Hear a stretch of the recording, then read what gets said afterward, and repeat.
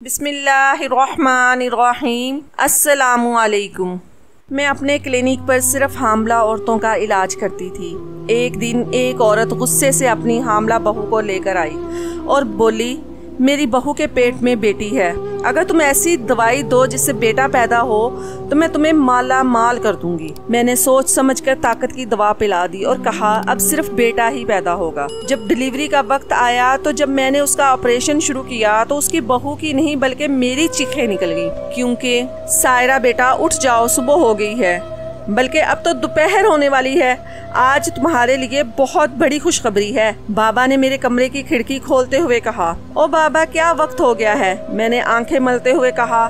बाबा ने मेरे कमरे में रखे सोफे पर बैठते हुए कहा, जानती हो आज का दिन कितना स्पेशल है? मैं भी उठकर बैठ चुकी थी। मैंने कहा, बाबा आप क्या पहेलियां बुझा रहे हैं? आप बताएं भी आज का दिन क्यों स्पेशल है?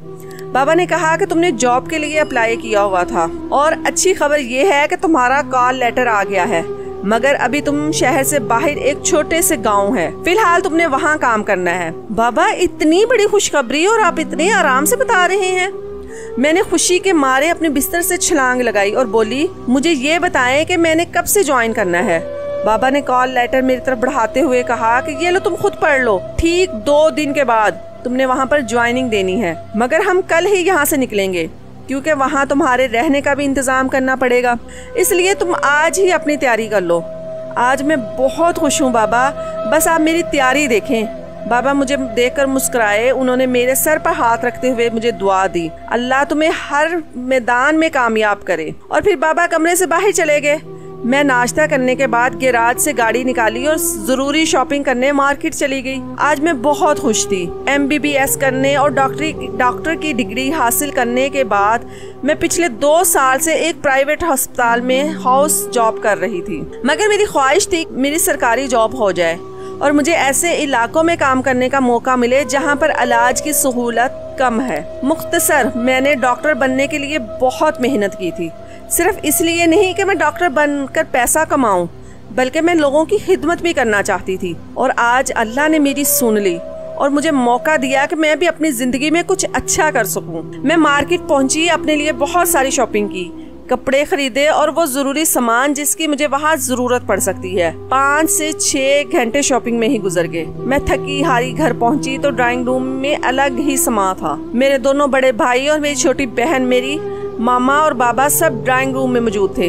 अम्मी ने ड्राइंग रूम को फूलों से सजाया हुआ था और डाइनिंग टेबल पर बड़ा सा केक पड़ा हुआ था। मुझे देखते ही बड़े भाई ने आगे बढ़कर मुझे वेलकम किया। मेरी प्यारी बहन, दूसरे भाई बोले, आज हमारी मेहनती बहन का एक और ख्वाब पूरा हो गया है, अल्हम्दुलिल्लाह। मेरी छोटी बहन बोली, आपी आपको पता है भाई आपकी जॉब की खुशी को मनाने के लिए चॉकलेट केक लेकर आए हैं। अम्मी ने कहा, चलो भाई अब सब खाना खा लो, फिर खाने के बाद हम केक काटेंगे। मेरे सब घर वाले बहुत खुश थे। मेरी अम्मी, बाबा और मेरे दोनों बड़े भाई बहुत अच्छे थे। उन सब ने हमेशा मेरा हौसला बढ़ाया। अगर कहीं मेरी हिम्मत कम भी हुई तो मेरे बाबा और मेरे बड़े भाइयों ने खुद आगे बढ़कर मेरे तमाम मसाइल को समझा, इन्हें हल किया और मुझे हौसला दिया। खैर, अगले दिन सुबह सवेरे हमें सफर की तैयारी की और बाबा ने गाड़ी निकाली और हम शहर से बाहर इस छोटे से गांव की तरफ रवाना हो गए जहां मेरी जॉब हुई थी। ये अस्पताल दरअसल गवर्नमेंट का BHU सेंटर था। वैसे तो मेरी रिहाइश का इंतजाम BHU में बने हुए डॉक्टर के सरकारी कोठी में हो चुका था, मगर अब ये देखना था कि इस कोठी की हालत कैसी थी। अगर इसे मुरम्मत की जरूरत पड़ती तो फिर भी बहुत सारा काम करना पड़ सकता था। इसी मकसद के लिए बाबा मेरे साथ आए थे और हम सुबह सवेरे ही घर से निकल पड़े थे। मेरे बाबा मेरे लिए आइडियल थे, उन्हें कितनी फिक्र थी मेरी। हम BHU पहुंचे। आज इतवार का दिन था और BHU बंद पड़ा था। इस अस्पताल में कोई डॉक्टर नहीं था, सिर्फ एक डिस्पेंसर था और वो ही लोगों का चेकअप करके दवाइयाँ दिया करता था। हम कोठी की तरफ गए, मगर चूंकि गवर्नमेंट ने ये नई बिल्डिंग बनाई थी इसलिए डॉक्टर की कोठी भी बिल्कुल नई बनी हुई थी। इससे पहले यहाँ सिर्फ छोटी सी डिस्पेंसरी हुआ करती थी। बिल्डिंग ना होने की वजह से सारे कमरे नए बने थे और बहुत जबरदस्त हालत में थे। और ये देखकर बाबा मुतमईन हो गए। बाबा ने ड्राइवर को फोन किया, अशरफ चचा आप कहाँ तक पहुँचे हैं? सामान लेकर सीधा BHU के अंदर आ जाएं। सायरा बेटी को जो कोठी मिली है वो बहुत अच्छी है और पूरी बिल्डिंग बिल्कुल नई बनी हुई है। हमें कुछ भी करने की जरूरत नहीं पड़ेगी। आप जल्दी से फर्नीचर लेकर आए तो हम फर्नीचर कमरे में सेट कर देंगे। ये कहकर बाबा ने फोन बंद कर दिया और आधे घंटे तक अशरफ चचा दूसरी गाड़ी में मेरे कमरे का फर्नीचर और जरूरी सामान लेकर पहुंच गए।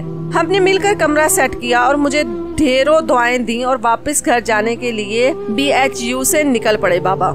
आज अस्पताल में मेरे काम का पहला दिन था। अस्पताल में एक डिस्पेंसर, एक मिडवाइफ और एक चौकीदार, एक नाइब कासिद और एक माली था। 5 लोग मिलकर अस्पताल चला रहे थे। गवर्नमेंट ने बिल्डिंग तो नई बनवा दी थी, मगर अभी यहाँ सहूलतें नहीं थी। इमरजेंसी मरीज को तिब्बी अमदाद देना भी हमारे लिए मुश्किल हो जाता था।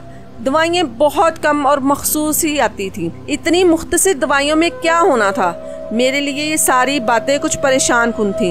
गांव की हामला खवातीन के लिए सहूलियात ना होने के बराबर थी। अक्सर तो इतनी गरीब होती कि उनके पास दवाई खरीदने के पैसे भी ना होते थे। मुझे बहुत अफसोस होता है कि जिस दवाई की इन्हें जरूरत है वो अस्पताल में भी नहीं है, और अगर मैं इन्हें ये दवाई बाहर से लिख कर देती तो दवाई खरीदने के इनके पास पैसे नहीं थे। मुझे इस छोटे से गाँव के अस्पताल में काम करते 3 माह गुजर चुके थे और इस अरसे में मैंने इस अस्पताल को बेहतर करने की बहुत कोशिश की, मगर हमारे यहाँ गवर्नमेंट की भी तो कुछ पॉलिसीज होती हैं जिनके सामने हम मजबूर होते हैं और चाह कर भी कुछ नहीं कर पाते। आखिर मैंने गांव में अपना एक क्लिनिक बनाने का फैसला किया। मैंने अस्पताल के साथ एक 3 कमरों का मकान किराए पर लिया।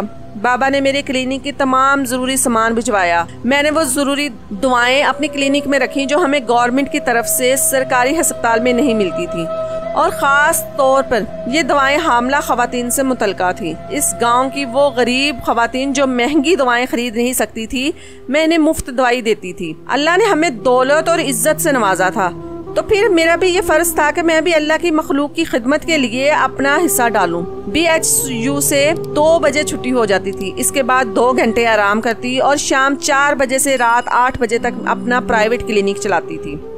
मैं खास तौर पर हामला खवातीन का इलाज करती थी। गांव के लोगों के भी अजीब मसाइल थे। खवातीन सारा दिन घर का काम करती और खेतों में भी काम करती, जानवर भी संभालती, घर भी संभालती, बच्चे भी संभालती, और इतना कुछ करने के बाद उनके लिए अपने पास वक्त कहाँ बचता था वो अपनी खुराक और आराम का ख्याल रख सके। और यहाँ कोई एक मसला नहीं था, मसाइल के अंबार थे। गुर्बत अलग थी, उसलिए बचत करने के चक्कर में खवातीन अब सेहत पर भी समझौता कर लेती थी। कभी सास का मसला है, बहुओं के अलग गिले थे कि सास उनके नुमाले गिनती है। सास का अलग गम था कि बहुएं चाहती हैं कि अगर हामला होगी तो उन्हें कोई काम ना करना पड़े। हमने भी तो 10-10 बच्चे पैदा किए हैं और साथ साथ पूरे खानदान की खिदमत की है। तालीम की कमी और शाऊर ना होने की वजह से ये सारे मसाइल थे, और यकीनन गुर्बत तमाम मसाइल की जड़ है। फिर इस गांव का एक मसला ये भी था कि बेटी क्यों पैदा हो रही है, बेटा क्यों नहीं हुआ। लड़कों की बेजा हमायत की जाती थी और लड़कियों को दबा कर रखा जाता था। लड़कों को खुशी खुशी स्कूल भेजा जाता था, मगर लड़कियों को या तो पढ़ाया ही नहीं जाता था या प्राइमरी के बाद स्कूल से निकलवा लिया जाता था कि इन्होंने कौन सा पढ़कर कोई नौकरी करनी है। मेरा ताल्लुक शहर के जिस पढ़े लिखे माहौल से था, मेरे लिए तो ये सारी बातें अनहोनी थी। क्या ऐसा भी होता है? मगर मुझे यहाँ आकर पता चला कि वाकई ऐसा भी होता है, और हकीकत में खवातीन हमारे माशरे में लातदाद मसाइल का शिकार हैं। लोगों के इलाज के साथ साथ तालीम और शऊर की भी बहुत जरूरत थी, मगर मैं फिलहाल अपनी जॉब और अपने क्लिनिक पर पूरी तवज्जो देना चाहती थी। जो मेरे बस में था वो मैं कर रही थी। आज क्लिनिक पर एक खातून आई, उसे हमल था। वो बहुत परेशान थी। इससे पहले उसके 8 बच्चे थे। गुर्बत भी बहुत थी। शौहर लापरवाह शख्स था, जब दिल करता मजदूरी करता, वरना सारा दिन घर में पड़ा रहता। वो औरत बेचारी बहुत परेशान थी। मैंने उसे समझाया कि ये बात तो हमल करने से पहले सोचनी चाहिए थी ना। मैंने उसे हौसला दिया कि हर आने वाला बच्चा अपना नसीब खुद लेकर आता है। अभी मैं इससे ये बातें कर रही थी कि उसका बदतमीज शौहर बेधड़क गरजता बरसता मेरे कमरे में दाखिल हो गया और अपनी बीवी को मेरे पास बैठा देखकर कहने लगा, मुझे यही इल्म था कि तू यहीं बैठी अपना वक्त जाया कर रही होगी। घर की और बच्चों की तुझे कोई फिक्र नहीं। मैंने तो उस शख्स का ये रवैया देखा तो मैं अपनी कुर्सी से खड़ी हो गई और तहम्मुल से बोली, देखें आप आराम से बात करें, ये कोई तरीका नहीं है। मगर वो शख्स तो कोई पागल जुनूनी था। उसने अपनी बीवी को बालों से पकड़ा और उसे खींचते हुए कुर्सी से उठा लिया। मैं कहता हूँ अब ये ड्रामे बंद करो और घर चलो। मुझे ये देखकर शदीद गुस्सा आया और मैंने उस शख्स को रोकने की बहुत कोशिश की, मगर उसने एक ना मानी और बालों से खींचता अपनी बीवी को लेकर मेरे क्लिनिक से चला गया। मैंने अब तक कोई गार्ड नहीं रखा था, मगर आज मुझे शिद्दत से एहसास हो रहा था कि मुझे जल्दी गार्ड रख लेना चाहिए। सुबह अस्पताल में अपने कमरे में बैठी डिस्पेंसर के आने का इंतजार कर रही थी। जो ही डिस्पेंसर आया, मैंने उसे अपने कमरे में बुला लिया। जी डॉक्टर साहिबा, आपने मुझे याद किया? मैंने कुर्सी की तरफ इशारा करते हुए कहा। जी बिल्कुल, बैठें। दरअसल मुझे आपसे जरूरी बात करनी है। मुझे मेरे क्लिनिक के लिए गार्ड की जरूरत है। और मैंने कल होने वाला वाकया उसे तफसील से बता दिया। डिस्पेंसर ने कुछ देर सोचने के बाद जवाब दिया, आप फिक्र न करें डॉक्टर साहिबा, गार्ड का इंतजाम हो जाएगा। मगर मेरा एक बरादराना मशवरा है, आप इन लोगों को नहीं जानती। ये लोग एक नंबर के जंगली, जाहिल और बदतमीज हैं। आप कुछ भी कर लें, इन्होंने ऐसे ही रहना है। देखा नहीं आपने, सिर्फ यहाँ चेकअप के लिए आते हैं और अस्पताल में उधम मचा कर रख देते हैं। मैं भी सेकंड टाइम अपना क्लिनिक चला रहा हूँ, मगर आप यकीन करें कि जहालत में इनका मुकाबला नहीं कर सकता। ये वो लोग हैं जो अभी तक इलाज की बजाय जादू टोनों पर यकीन रखते हैं। आप इनके साथ जितनी मर्जी भलाई कर लें, मगर इनको शर्म नहीं आने वाली। मुझे डिस्पेंसर की बातें सुनकर बहुत गुस्सा आ रहा था। अपने गांव और इलाके के लोगों के लिए उसके दिल में कितनी नफरत भरी हुई थी। मुझे तो सबसे ज्यादा जाहिल वही लग रहा था। मैंने उसे मुख्तसर सा जवाब दिया कि डिस्पेंसर साहिब, आप इन सारी बातों को छोड़ें और मुझे एक गार्ड का इंतजाम कर दें। डिस्पेंसर ने बुरा सा मुंह बनाते हुए कहा, गार्ड की आप फिक्र न करें, इंशाल्लाह कल तक गार्ड का इंतजाम हो जाएगा। मगर आपको जिस भी किसी चीज की जरूरत पड़े, आपने बिला झिझक मुझे कहना है।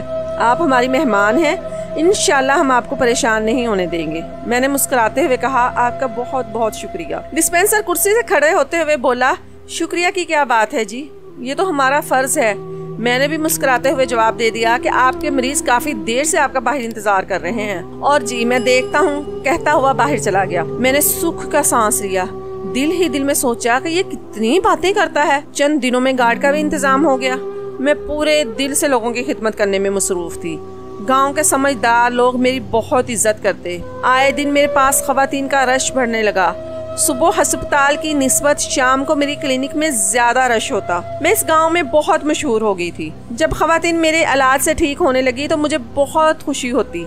एक दिन एक बूढ़ी औरत गुस्से से अपनी बहू को लेकर आई और बोली, चेकअप करो कि बेटी है या बेटा। उस औरत ने बताया कि उसकी बहू पहले ही 3 बेटियों को जन्म दे चुकी है। अगर तुम इसको कोई ऐसी दवा दो कि इस बार बेटा पैदा हो तो मैं तुम्हें माला माल कर दूंगी। चूँकि मुझे उस गांव में प्रैक्टिस करते 8 माह हो चुके थे, इसलिए मैं भी यहाँ के लोगों को काफी हद तक समझ चुकी थी। मैंने कुछ सोचकर उसकी बहू को ताकत की दवाई पिला दी और कहा, अब बेटा ही होगा। जबकि अल्ट्रासाउंड से मुझे पता चल गया था कि इसके पेट में भी इस बार लड़की है। मगर उस औरत के मिजाज को देखते हुए मैंने सच को छुपाना बेहतर समझा।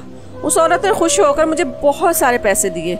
मैं इनकार करती रही क्योंकि मुझे उसके पैसों की जरूरत नहीं थी, मगर उसने जबरदस्ती वो पैसे मेरी मेज पर रखे और चली गई। मैं परेशान भी थी कि मुझे झूठ नहीं बोलना चाहिए था। अल्ट्रासाउंड में बेटी है, कल को जब बेटी पैदा होगी तो ये औरत पूरे गांव में यही कहती फिरेगी कि मैंने कहा था कि बेटा हो, मगर ये तो बेटी पैदा होगी है। इस तरह लोगों का मुझ पे भरोसा जो बना हुआ है वो टूट जाएगा। औरत की बहू को 4 माह का हमल था और डिलीवरी में अब भी काफी वक्त था। मैं दुआएं करने लगी कि अल्लाह पाक से बेटा दे दे। अगले दिन शाम के वक्त मैं अपनी क्लिनिक में बैठी हुई थी कि मेरे पास एक इमरजेंसी केस आया। ये तो वही औरत थी जिसका शौहर उसे बालों से खींचता हुआ मेरे क्लिनिक से ले गया था। औरत हामला थी। इस वाकये को 1.5-2 माह ही गुजरे होंगे। उस औरत की हालत बहुत तफ्शीशनाक थी। मैंने उसका चेकअप किया, उसका बच्चा पेट में ही फौत हो चुका था। बहरहाल मुझे उस खातून की जान बचानी थी। मुझे फौरी तौर पर उसके ऑपरेशन करने की जरूरत थी। मैंने उसके साथ आए उसके घर वालों के जरूरी कागजात पर दस्तखत लिए और उसका ऑपरेशन शुरू कर दिया। बच्चा तो पहले ही फौत हो चुका था, मगर अल्लाह का शुक्र है कि मैं उसकी जान बचाने में कामयाब हो गई। ऑपरेशन से फारिग होकर मैंने अल्लाह ताला का शुक्र अदा किया कि औरत की जान बच गई। मेरे साथ एक नर्स थी। उसे मैंने कुछ जरूरी हदायत दी और अपने कमरे में चली आई, जहां उसके घर वाले मेरा इंतजार कर रहे थे। औरत के साथ उसकी माँ, बहन और 2 भाभियां आई हुई थी। मैं अपनी कुर्सी पर बैठ गई। उसकी एक भाभी ने फौरन पूछा, डॉक्टर साहिबा अब कैसी तबीयत है मेरी नंद की? मैंने जवाब दिया कि उसकी जान बच गई है। क्या मैं उसे देख सकती हूँ? मैं बोली, हाँ देख सकती हो, मगर अभी वो बेहोश है। जी मैं बस दूर से ही उसे देख लूंगी। ये कहकर उस औरत की भाभी ऑपरेशन वाले कमरे की तरफ चल गई। उस औरत की माँ जो साथ आई हुई थी वो रोने लगी। मैंने कहा, आज से तकरीबन 1.5-2 माह पहले आपकी बेटी मेरे पास चेकअप के लिए आई थी। पहले ही 8 बच्चे होने की वजह से वो इस हमल को लेकर बहुत परेशान थी, मगर मैंने उसका चेकअप किया था। उस वक्त आपकी बेटी और बच्चा दोनों बिल्कुल ठीक थे।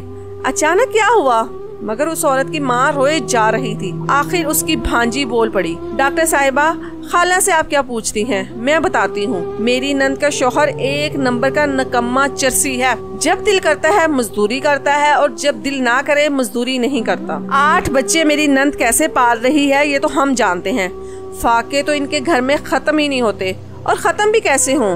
उसका नकम्मा मियाँ कोई काम करेगा तो फाके खत्म होंगे ना। बड़ी बेटी 14 साल की हो रही है।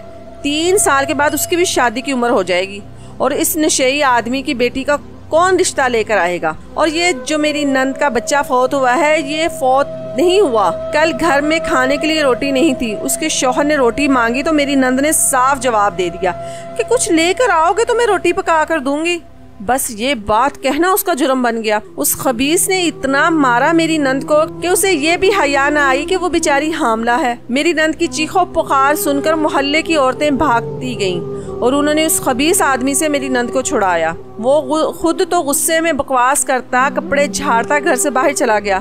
इधर मेरी नंद की हालत खराब होगी। बस एक औरत जल्दी से भागती हमारे घर आई और उसने हमें ये सब कुछ बताया। जब तक हम घर पहुंचते मेरी नंद की हालत इतनी खराब हो चुकी थी कि हमें कुछ ना सूझा, और हम इसे लेकर आपके क्लिनिक में पहुंच गए। उस औरत की माँ मुसलसल रोए जा रही थी।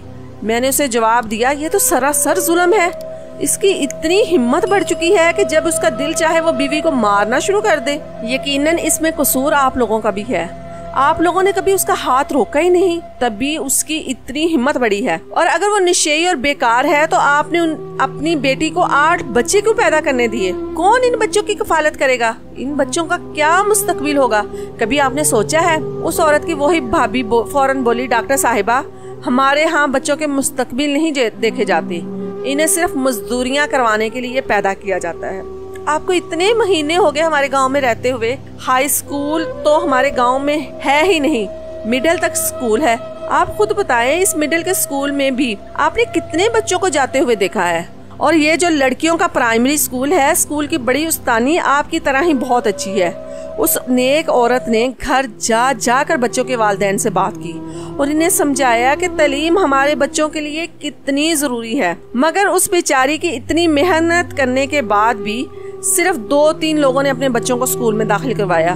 बाकी तो सब जाहिल है। वो तो यही कहते हैं कि हमने बच्चों को पढ़ा लिखा कर क्या करना है। बेचारी औरतों को मारना पीटना तो इस गांव के हर घर की कहानी है। मैं उस औरत की माँ की तरफ देख रही थी जो अभी तक रो रही थी। मैं इंतजार कर रही थी कि वो भी कुछ बोले। ये थी तो उसकी बेटी। कोई भी माँ अपनी बेटी पर इतना जुल्म कैसे बर्दाश्त कर सकती है? आखिर वो बोल पड़ी, बेटा हम क्या करें, हम खानदानी रवायतों की चक्की में गंदुम की तरह पीस रहे हैं। मैंने जब अपनी बेटी की शादी की तो शादी के कुछ अरसे बाद ही मुझे अंदाजा हो गया था कि मैंने गलत जगह अपनी बेटी की शादी कर दी है। मगर शुरू में भी जो 2-3 झगड़े हुए, खानदान वाले बीच में आकर सुलह करवा देते और कहते कि अब कुछ नहीं होगा, हम जिम्मेदारी लेते हैं। मगर बेटा कौन किसी की जिम्मेदारी ले सकता है?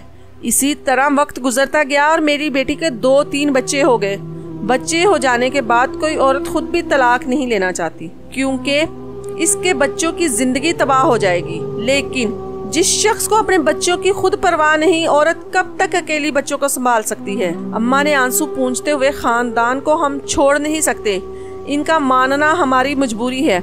मैंने अम्मा की बातें सुनकर कहा, अम्मा जी, कोई भी अपने खानदान को नहीं छोड़ना चाहता, मगर बार बार जुल्म सह कर चुप हो जाने का मतलब है जालिम का हाथ मजबूत करना। वो शख्स आपकी बेटी को मारता पीटता रहा, ऊपर से आपकी बेटी ने भी कुछ ना सोचा, वो बच्चे पैदा करती चली गई। उसे कभी ख्याल ना आया कि वो वक्फा भी कर लेती, जबकि उसे इल्म था कि उसका शौहर कमाता नहीं है। इतने सारे बच्चों को वो कहाँ से खिलाएगी? और खानदानी रवायतों को जिंदा रखना चाहिए, मगर इसका मतलब ये तो नहीं है कि खानदानी रवायतों को जिंदा रखने के लिए आप अपनी बेटियों को कुर्बान करना शुरू कर दें। वो आपकी बेटी है, इसके बारे में सोचना आपकी जिम्मेदारी है। उस औरत की भाभी फिर बोल पड़ी, आप बिल्कुल ठीक कह रही हैं, मैंने तो खुद अपने शौहर से बात की है, असल में तो भाइयों को बहनों का मुहाफिज बनना चाहिए। मगर मैं सच कहूँ, चाहे खाला आपको बुरा ही लग जाए, आपके अपने बेटों ने भी अपनी सगी बहन के सर पर हाथ नहीं रखा, कभी इस खबीस शख्स का हाथ नहीं रोका, तो वो इतना सर चढ़ा हुआ है।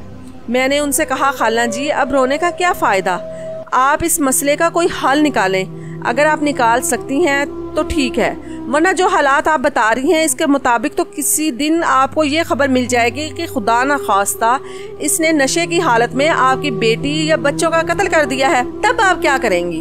उस औरत की माँ बोली, हाँ बेटा तुम ठीक कह रही हो, बस मेरी बेटी ठीक हो जाए और मैं सिर्फ अपनी बेटी की जिंदगी की परवाह करूंगी। मेरी भी बर्दाश्त अब खत्म हो चुकी है। तकरीबन 3 घंटे बाद इस औरत को होश आया। उसका नाम आयशा था। अब तक आयशा के भाई भी आ चुके थे। आयशा को होश आया और उसने रोना शुरू कर दिया। मैंने आयशा को हौसला दिया। बहन को इस हालत में देखकर भाइयों की भी गैरत जाग उठी। छोटा भाई जज्बाती था, वो लड़ने मरने के लिए तैयार हो चुका था, मगर बड़ा भाई समझदार था। उसने सारे मामले को कानूनी तरीके से हल करने का इरादा किया। उसने बहनोई के खिलाफ थाने में बीवी पर जालमाना तशद्दुद की दरख्वास्त जमा करवा दी। 2 दिन के बाद आयशा की तबीयत कुछ बेहतर हुई। उसके घर वाले उसे अपने साथ घर ले गए। मेरे लिए इस गांव में ये सब कुछ नया था। इस गांव में आकर मुझे पता चल रहा था कि औरत के हकूक की जब बात की जाती है वो गलत नहीं होती, मगर ज़रूरत सिर्फ इस बात की है कि ख़वातीन के बुनियादी मसाइल और छोटे इलाकों के इस तरह की पिसी हुई ख़वातीन के मसाइल को उजागर किया जाए और इन्हें हल करने की सही मायनों में कोशिश की जाए। ख़वातीन के जो असल मसाइल हैं उनकी तरफ तो कोई आता ही नहीं, बस सबको अपनी दुकानें चमकाने का पता है। मैं बहुत थक चुकी थी और मुझे भी आराम की जरूरत थी। मैंने अस्पताल से 3 दिन की छुट्टी ली और घर चली गई। दोपहर का वक्त था। मैं घर पहुंची तो देखा अम्मी ड्राइंग रूम में कोई किताब पढ़ने में मसरूफ थी। मुझे अचानक देखकर अम्मी खुश भी हुई और हैरान भी। अरे बेटा तुम अचानक आ गई, बताया तो होता कि तुम आ रही हो। अम्मी ने मुझे देखते हुए कहा। मैंने अपना छोटा बैग वहीं फर्श पर रख दिया और थकन के मारे मैं वहीं सोफे पर ही लेट गई। अम्मी बस बहुत थक चुकी हूँ। मैंने 3 दिन की छुट्टी ली थी। सुबह सवेरे ही वहाँ से निकल पड़ी। मैं आराम करना चाहती थी। अम्मी ने प्यार से मुझे देखते हुए कहा, ओ बेटा तुमसे किसने कहा था कि इतना काम करो? तुम भी तो जब से गाँव गई हो जानती हो, तुम्हें गाँव गए 8 माह और पूरे 15 दिन हो चुके हैं। इतने दिनों में तुमने एक भी छुट्टी लेकर घर नहीं आई। वो तो गाहा बगाह है, तुम्हारे बाबा और भाई जाते रहते हैं। तुम तो हमें बिल्कुल ही भूल चुकी थी। मुसलसल इतना काम करोगी तो थकोगी नहीं तो क्या फ्रेश रहोगी? चलो अब तुम सोफे से उठो और अपने कमरे में चलकर आराम करो। जितना मर्जी सोना है सो लो। अभी शाम होने में काफी देर है। शाम को तुम्हारे बाबा और भाई आ जाएंगे तो खूब गपशप करेंगे। अम्मी ने मेरा बैग उठाया। मैं और अम्मी मेरे कमरे की तरफ चल पड़े। मैं बेड पर सो गई। अम्मी ने मेरा बैग अलमारी में रखा और कमरे से बाहर चली गई। मैंने जी भर कर नींद पूरी की अपने कमरे में आरामदा बिस्तर पर। मुझे बहुत दिन के बाद पुरसुकून नींद आई। न जाने किस वक्त मेरे कमरे के दरवाजे पर दस्तक हुई और बाबा कमरे में आए। बाबा मुझे जगाते हुए बोले, सायरा बेटा कितना सोगी, अब उठ जाओ। कितनी थकन है जो खत्म नहीं हो रही। खाना तैयार है, आपकी मामा ने खाना टेबल पर लगा दिया है, जल्दी से फ्रेश होकर खाने के लिए आ जाओ। बाबा की मीठी आवाज सुनकर मेरी आंख खुल गई और मैं उठकर बैठते हुए बोली, जी बाबा देखे मैं उठ गई, आप चले, मैं बस 10 मिनट में आई। और बाबा कमरे से चले गए। मैं तैयार होकर डाइनिंग हॉल में आई तो डाइनिंग हॉल में सभी मौजूद थे। बाबा, मेरे दोनों भाई, मेरी छोटी बहन, मामा, सबको एक साथ देखकर मुझे बहुत खुशी हो रही थी। हम सबने इकट्ठा खाना खाने के बाद ड्राइंग रूम में बैठ गए। बाबा ने मेरी जॉब और गांव के हालात पूछे तो मैंने तफसील से उस गांव की सारी कहानी बाबा को बता दी। मेरी बात सुनकर बड़े भाई फौरन बोले, सायरा तुम ऐसी जगह किस तरह काम कर रही हो? ऐसे लोगों का क्या भरोसा, कल को इन्हें तुम पर किसी बात पर गुस्सा आ जाए, ऐसे लोगों से तुम क्या तवक्को रख सकती हो? मैंने भाई की तरफ देखते हुए कहा, अरे नहीं भाई, अब ऐसी भी कोई बात नहीं। मैं एक सरकारी मुलाजिम हूँ और सरकारी मुलाजिम की बहुत अहमियत होती है। और मैंने जो अपना क्लिनिक शुरू किया है, मैं अपने क्लिनिक से 80% लोगों का फ्री इलाज करती हूँ। इस वजह से गांव के लोगों में मेरी बहुत इज्जत है। हाँ, मगर तालीम ना होने की वजह से लोगों में बिल्कुल शऊर नहीं। वहाँ टिपिकल सास बहू की लड़ाइयाँ, खवातीन को मारना पीटना, छोटी उम्र में उनकी शादी कर देना, शादी के लिए लड़कियों की मर्जी ना पूछना, औरतों का अपने घर को बचाने के लिए मुसलसल कुर्बानी देते रहना, ये सारे मसाइल हैं इस गांव के, इसमें कोई शक नहीं। मगर भाई, ऐसी किसी भी बैकवर्ड जगह पर काम करने की ज्यादा जरूरत होती है। जैसे हमें इन्हें तालीम की तरफ लाना चाहिए, वहाँ के लोगों को हाई स्कूल की भी जरूरत है, क्योंकि तालीम ही किसी माशरे को बदल सकती है। वहाँ की खवातीन के मसाइल को भी हल करने की जरूरत है और ख़ास तौर पर मर्दों की काउंसलिंग करने की ज़रूरत है। मेरी ये बात सुनकर मेरे बड़े भाई बोले, सायरा तुम ऐसे करो, एक NGO भी खोल लो और दिन रात इस गांव के मसले हल करने में लगी रहो। तुम जो कुछ उनके लिए पहले से कर रही हो यही बहुत है। तुम ये तो देखो कि तुम इन लोगों के 80% इलाज मुफ्त कर रही हो, क्योंकि अल्लाह ने हमें पैसा दिया है। अगर अल्लाह हमें पैसा ना देता तो हम किस तरह तुम्हारी इस खिदमत खल्क में मदद कर सकते थे। इस गांव की हर चीज ठीक करने का ठेका तुमने तो नहीं लिया हुआ। मेरी मानो 4 माह के बाद तुम्हारा 1 साल पूरा हो जाएगा। तुम अपना ट्रांसफर यहीं शहर के किसी अस्पताल में करवा लो। मैंने बेजारी से कहा, भाई आपने तो सारी बात ही खत्म कर दी। फिर मैं बाबा से मुखातिब होकर बोली, बाबा आप बताएं, क्या मैंने कोई गलत बात की है? बाबा बोले, बिल्कुल नहीं मेरी बेटी, तुमने कोई गलत बात नहीं की। बड़े भाई ने फौरन कहा, बाबा आप तो हर वक्त सायरा की ही साइड लेते हैं। बाबा ने कहा, बेटी जब दुरुस्त बात कर रही हो तो मैं कैसे उसकी साइड ना लूं? बेटा तुम ठीक कह रही हो, मगर तुम जितनी जल्दी में हो इतनी जल्दी कोई भी माशरा ठीक नहीं हो सकता। इसके लिए बहुत वक्त चाहिए। हाँ, हमें अपनी कोशिश करनी चाहिए। हाई स्कूल वाला मसला तो मैं हल कर सकता हूँ। मेरा MNA दोस्त है, मैं सुबह ही उससे मिलता हूँ और इस मसले पर उससे बात करता हूँ। हाई स्कूल वाला मसला तो इंशाल्लाह जल्द हल हो जाएगा। मगर बेटा तुम जो खवातीन के मसाइल की बात कर रही हो, ये मसले चंद दिनों में हल नहीं हो सकते। इस काम के लिए कोई ऐसा शख्स चाहिए जो बार बार गांव जाए और वहाँ के बुजुर्गों और मर्दों के साथ मीटिंग करे और इनकी काउंसलिंग करे। फिर बहुत आहिस्ता आहिस्ता इसका नतीजा मिलेगा, क्योंकि सबसे मुश्किल काम लोगों के जहनों को तब्दील करना है। और बेहतर तो यही है कि ऐसा शख्स इनके अपने गांव का हो, जिस पर गांव वाले भरोसा भी करते हों। इसलिए तुम ज्यादा सोचो नहीं और ज्यादा परेशान होने की जरूरत नहीं। क्या करें, ये सब मुआशरे का हिस्सा है। भाई ने बाबा की बात सुनकर कहा, सायरा तुम फिक्र ना करो, बाबा तुम्हारे साथ हैं और मैं भी तुम्हारे साथ हूँ। जैसा तुम चाहोगी मैं अपनी बहन के लिए करूँगा। भाई की ये बात सुनकर मैं मुस्कुरा दी और बोली, शुक्रिया भाई, यकीनन आप जैसे भाई होते हैं जिन पर बहनें कुर्बान हो जाती हैं। भाई ने भी बेसाख्ता जवाब दिया, मगर मुझे अपनी बहन की कुर्बानी नहीं चाहिए, कमजोर बकरी। और भाई की ये बात सुनकर सब कहका लगाकर हंस पड़े। 3 दिन घर में सुकून से गुजारने के बाद आज मैं अस्पताल वापस आ गई। आज गवर्नमेंट की तरफ से कुछ लोग आने वाले थे। सारा दिन मेरा इनके साथ मसरूफियत में गुजर गया। छुट्टी हुई, मैंने चौकीदार को पैसे दे दिए कि खाना खरीद कर मेरी कोठी पर पहुंचा दो। मैं काम खत्म करके अपनी कोठी में चली गई। थोड़ी देर के बाद चौकीदार खाना भी ले आया। मैंने खाना खाया और आराम करने के लिए बिस्तर पर लेट गई। मुझे बिस्तर पर लेटे 10 मिनट ही गुजरे थे कि मेरी कोठी के गेट पर कोई जोर जोर से दस्तक दे रहा था। मैंने दिल ही दिल में कहा कि यकीनन फिर कोई इमरजेंसी आ गई है। मैंने उसी तरह दुपट्टा सर पर लिया, पाँव में स्लीपर्स पहने और कमरे से बाहर निकल आई। मैंने गेट खोला तो एक 16 साल की लड़की बुरी तरह रो रही थी और फौरन अंदर आई और बोली, बाजी दरवाजा बंद कर दे, दरवाजा बंद कर दे। मैंने भी बदहवासी में फौरन गेट बंद कर दिया और इस लड़की को देखते हुए मैंने पूछा, कौन हो तुम और क्या मसला है? उस लड़की ने रोते हुए कहा, बाजी मैं आपको सब कुछ बताती हूँ, मुझे अंदर ले चले। मैं उस लड़की को रूम में ले गई। रूम में पहुँचते ही वो लड़की मेरे कदमों में गिर पड़ी। उसके इस रवैये से मैं बहुत घबरा गई। ये क्या कर रही हो तुम? मैंने उसे सोफे पर बिठाया और वो बुरी तरह से रो रही थी। मैंने पानी का गिलास उसे दिया, लो पानी पी लो और मुझे बताओ क्या बात है और तुम कौन हो, मेरे पास क्यों आई हो? उस लड़की ने मेरे इतने सारे सवाल सुनकर फौरन पानी पिया, अपने आंसू पूंजे और बोलने लगी, बाजी मेरा घर अस्पताल की पिछली साइड पर है। अब्बा जबरदस्ती मेरी शादी गाँव के जिम्मेदार से कर रहे हैं, मगर मैं इससे शादी नहीं करना चाहती। गांव का जिम्मेदार तो उम्र में मुझसे बहुत बड़ा है। मैं तो इसके सामने उसकी छोटी बहनों जैसी लगती हूँ, मगर मेरा रिश्ता भेजते हुए उसे जरा भी शर्म नहीं आई। मैंने शादी से इनकार किया तो अब्बा ने मुझे बहुत मारा। अम्मा ने मेरी हमायत की तो अब्बा ने अम्मा को भी मारा।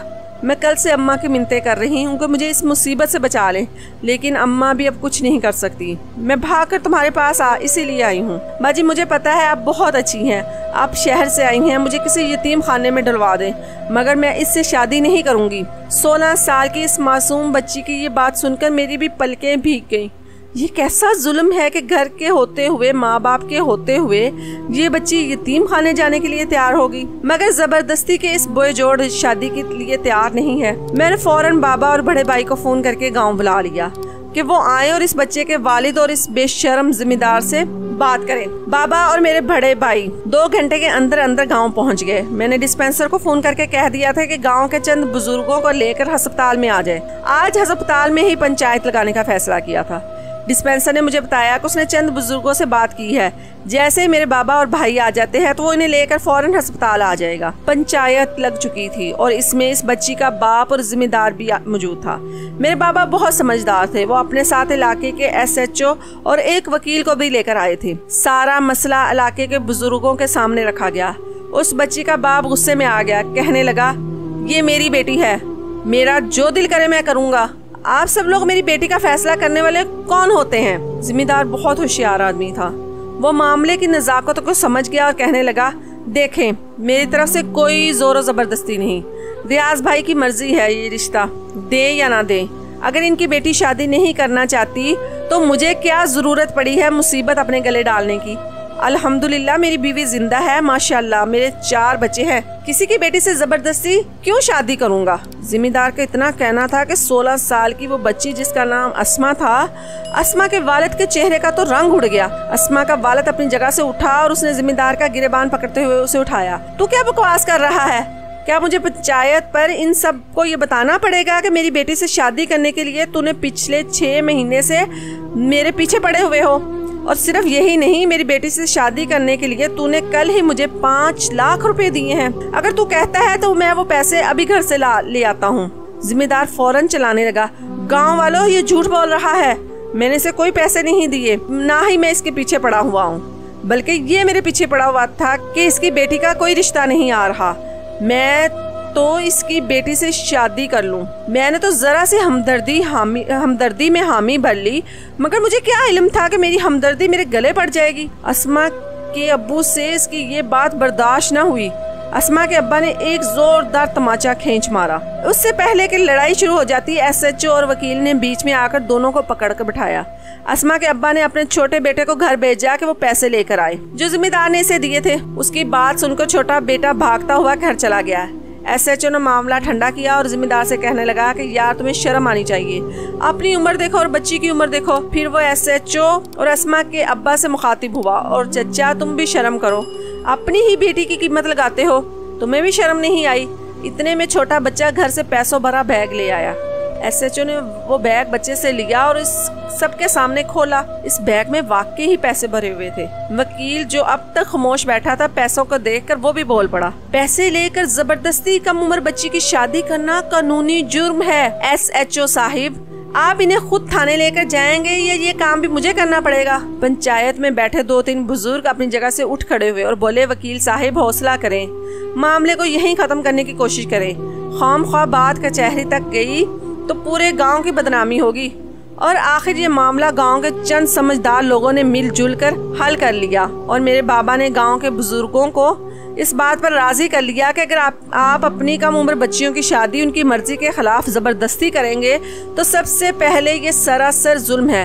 फिर अगर शादी के बाद वो बच्चियां अपने घर में खुश ना रह सकी और बाद में उनका घर खराब हो जाए तो इसमें उनका कसूर नहीं, इसमें सरासर आप लोगों का कसूर है।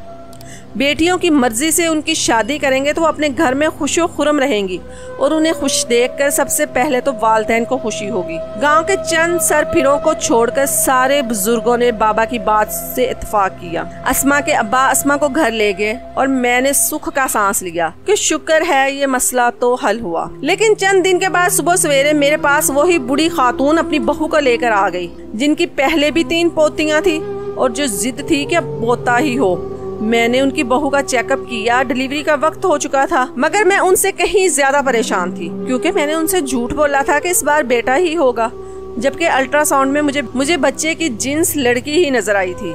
यकीनन मेरे लिए ये बहुत बड़ा मसला था। आज तक गांव में मेरी जो इज्जत बनी थी, मुझे खतरा था कि ये बूढ़ी औरत बेटी होने के बाद मुझे बहुत तंग करेगी और बिला वजह मेरा इमेज मुतासिर होगा। काफी देर तो मैं कोशिश कर रही थी कि नॉर्मल डिलीवरी हो जाए, मगर बूढ़ी औरत की बहू जिसका नाम शबाना था, उसकी नॉर्मल डिलीवरी के चांसेस नहीं बन रहे थे।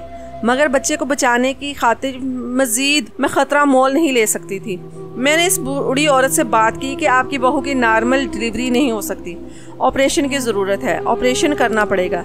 मगर वो बूढ़ी खातून अजीब ही थी, वो नॉर्मल डिलीवरी पर बजिद थी। वो बिला वजह मेरे साथ बहस कर रही थी। थोड़ी देर तो मैंने उसको समझाने की कोशिश की, मगर जब वो ना मानी तो मैंने अपनी कुर्सी पर बैठते हुए उसे कहा कि आपकी बहू की हालत सीरियस है, आप जल्दी से कोई गाड़ी कर ले और अपनी बहू को शहर के किसी अच्छे हॉस्पिटल में ले जाएं। मैं आपसे माजरत चाहती हूँ, मैं आपकी बहू का नॉर्मल केस नहीं कर सकती। इससे बच्चे को नुकसान हो सकता है और माँ को भी नुकसान हो सकता है, और मैं इस नुकसान की जिम्मेदारी नहीं ले सकती। जब उस बूढ़ी औरत ने मेरा सर्द रवैया देखा तो फौरन सीधी हो गई और उसने मुझे ऑपरेशन की इजाज़त दे दी।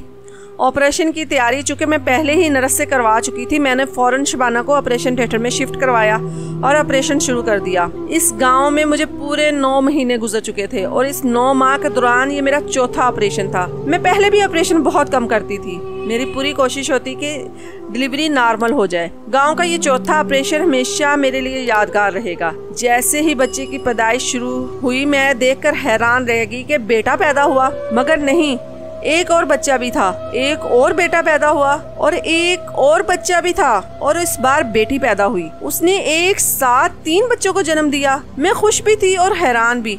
अल्लाह ने मेरी इज्जत रख ली। ऑपरेशन कामयाब हो गया। माँ और उसके तीनों बच्चे बिल्कुल खैरियत से थे। 3 होने की वजह से बच्चे कुछ कमज़ोर थे, कुछ दिन नर्सरी में रखने की ज़रूरत थी।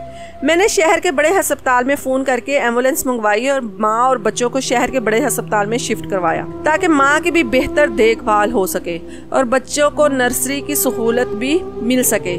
शबाना को 10 दिन अस्पताल में दाखिल रखा गया और बच्चों को भी 10 दिन नर्सरी में। उनकी बहुत अच्छी देखभाल की गई। 10 दिन के बाद डॉक्टर्स ने जरूरी मुआयने के बाद शबाना और उसके तीनों बच्चों को डिस्चार्ज कर दिया। ठीक 1 माह बाद शबाना अपनी सास के साथ मेरी क्लिनिक पर मुझसे मिलने आई। बूढ़ी औरत तो 2 पोतों की पैदाइश पे खुशी से नहाल हो रही थी। मैंने उस गांव में पूरे 3 साल गुजारे और जितना मुझसे हो सका मैंने गांव वालों की मदद करने की कोशिश की। 3 साल के बाद और भाई की जिद करने लगा कि मैं अपना ट्रांसफ़र शहर के अस्पताल में करवा लूं। लिहाजा मैंने बाबा की बात मान ली। जिस दिन मेरा गांव में आखिरी दिन था और बाबा खुद मुझे लेने गांव आए थे, गांव के तकरीबन तमाम लोग मुझे अलविदा कहने आए। बाबा की कोशिशों से गांव में हाई स्कूल भी मंजूर हो गया था और मैंने दिन रात मेहनत करके सरकारी अस्पताल में जितनी सहूलियात हो सकती थी वो करवाई। गांव वालों ने हमें ढेरों दुआओं के साथ रुखसत किया और इस तरह मेरा ये सफ़र इस गांव में पूरा हो गया और अब शहर में एक नया सफ़र शुरू होना था।